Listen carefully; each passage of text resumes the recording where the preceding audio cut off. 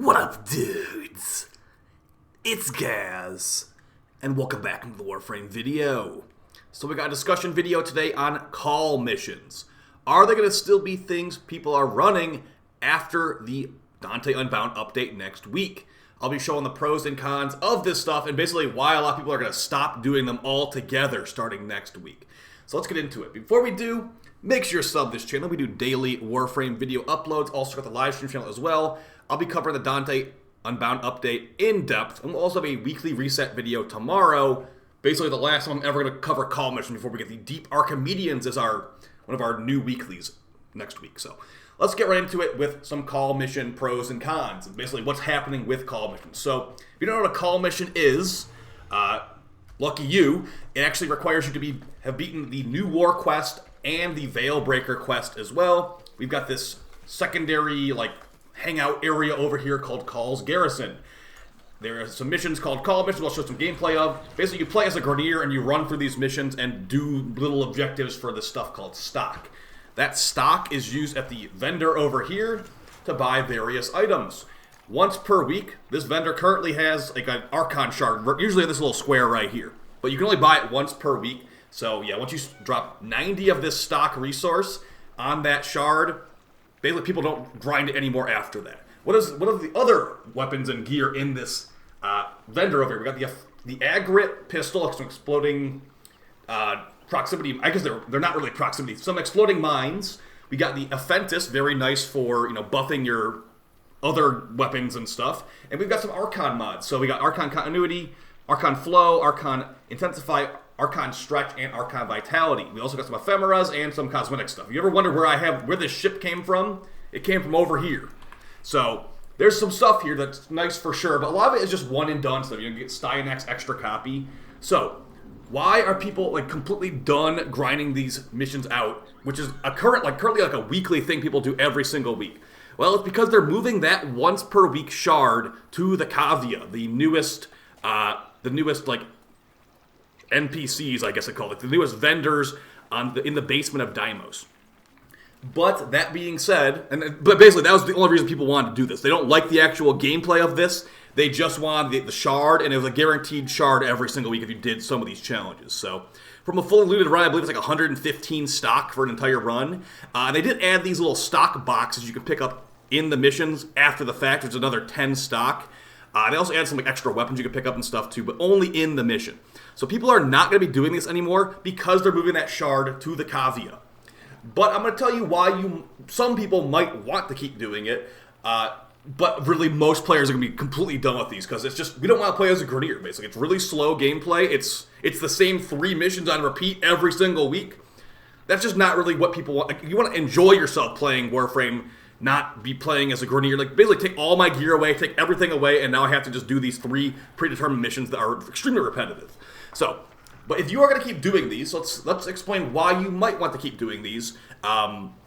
If maybe you've just done so many call missions at this time, you have a Narmer veil in your head like me. I just feel like I have to keep doing them for some reason because I've just done them every single week.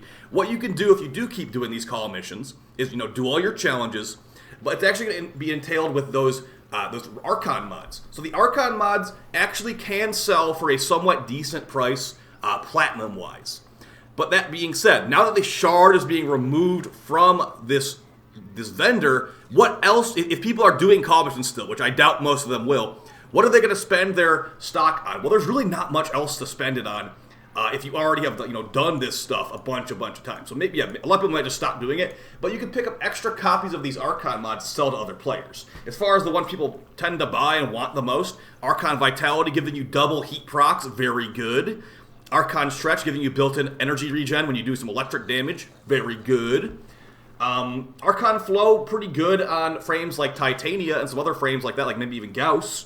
But the other two, like Archon Intensify and Archon Continuity, really aren't used as much. Archon Continuity has some uses. But yeah, these are basically just prime mods you can get every single week. So the way I'm going to look at it personally is if I keep doing these call missions, which I might not do them every single week, but if it's just get it done in 10, 15 minutes, you basically get 3 prime mods per week. If every mod is 40 stock and you get 115, 120 stock from a fully looted run, that's like 3 Prime mods per week. So you could grab 3 Archon Vitalities, or Archon Vitality and 2 Archon Stretches, and sell those to other players.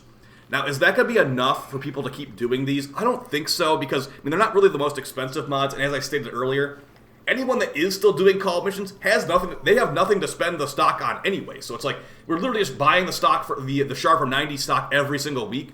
So all that stock's going into Archon mods. I think the Archon mod price, it's going to be hard to predict if it will go down or go up, because the amount of players doing these call missions will massively go down because we're not obligated to do them anymore. But that being said, anyone that is still doing the call missions is going to be it will be a lot more Archon mods from those individual players. So it's going to be a hard thing to predict. If the price will go up, the price will go down. We'll have to see. Right now, basically, I think an R0 Archon mod is between 30 plat, or around 30 plat basically for an R0. And for an R5, about 200 plat, I'd guess. So if that goes up or goes down, we'll have to see. They're not really the hardest mods to get, but also at the same time, a lot of players don't want to do this stuff because you're playing as a Grineer, as I stated earlier, and it's just not really fun. I mean, some people like it. I don't hate it. Actually, I do hate it.